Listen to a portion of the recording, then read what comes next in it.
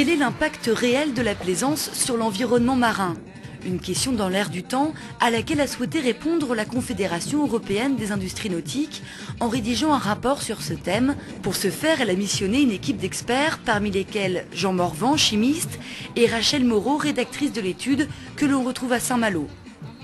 L'impact de la plaisance sur l'environnement était assez méconnu parce qu'elle est faible quantitativement et il fallait vraiment donner aux législateurs français comme européens donc la mesure de cet impact de la plaisance sur l'environnement, et on s'est aperçu que la plaisance représente une faible fraction d'1% de la pollution des mers en fait. C'est peu face à la principale source de pollution marine, les activités terrestres humaines qui représentent 80% de la pollution en mer.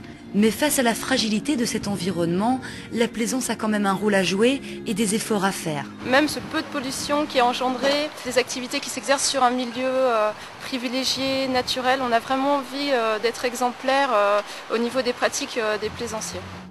Et des solutions existent pour réduire les rejets d'hydrocarbures par exemple. Aujourd'hui, grâce à la législation européenne, on a sur le marché des moteurs qui ont réduit de 70% et leurs émissions d'hydrocarbures et leurs émissions sonores. Donc on a vraiment des moteurs performants et propres sur le marché. Autre exemple, pour remédier à la pollution due aux eaux noires, les eaux des toilettes, les ports de plaisance peuvent équiper leurs pontons de WC tout simplement et de stations de pompage. Des équipements spécifiques existent aussi pour les bateaux. La fédération a lancé un label bateau bleu qui permet de reconnaître sur les marchés les bateaux qui sont équipés pour bien gérer les eaux noires, à savoir en bac de rétention ou en système de traitement. La troisième source de pollution des bateaux de plaisance est certainement celle qui nécessite le plus d'efforts au niveau du comportement des usagers. Il s'agit des eaux grises.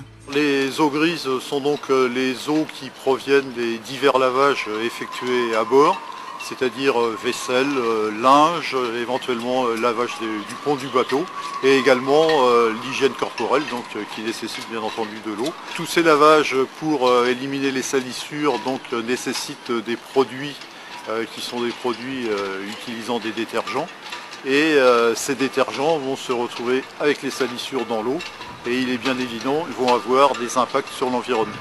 C'est lorsque la concentration de bateaux devient trop importante que les eaux grises rejetées à la mer forment une mousse en surface et polluent de manière certaine les eaux avoisinantes. Pour éviter ce phénomène, les plaisanciers doivent être vigilants au moment de l'achat de ces produits. Il faudrait avoir des molécules certifiées biodégradables à 100%, et donc que les gens, au moment avant l'utilisation, prennent la précaution de faire l'acquisition de ces produits. Un shampoing va polluer plus que du savon de Marseille, qui lui est issu de produits naturels et donc plus facilement biodégradable. Il faut appliquer le principe de précaution dans la mesure où des produits, on va dire, verts ou écolabels existent, pourquoi s'en priver? Des gestes simples qui doivent devenir des réflexes et des habitudes évidentes, comme respecter le tri sélectif à bord et déposer ses déchets au port dans les installations appropriées. Avec cette étude, la Confédération européenne des industries nautiques compte bien contribuer à une prise de conscience collective. La mer est un milieu fragile à préserver, il en va de l'avenir des activités nautiques.